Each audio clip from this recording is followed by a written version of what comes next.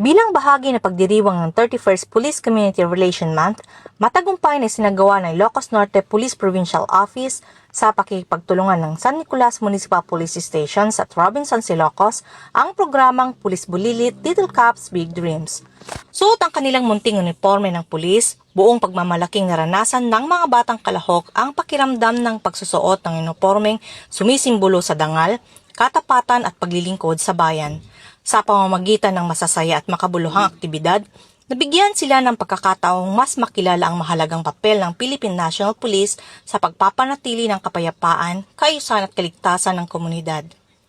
Tumanggap ang mga bata ng mga regalo at token mula sa Ilocos Norte Police Provincial Office at sa katuwang nitong partner at stakeholder, ang mamunting handog na ito ay nagbibigay ng dagdag na saya at nagsilbing inspirasyon sa mga batang nangarap na balang araw ay maging tagapaglingkod ng bayan. Mula dito sa Ilocos Region, ako ang iyong Police News Network correspondent, Police Master Sergeant Carmela Danggecan, alagad ng batas, tagataguyod ng balitang pulis.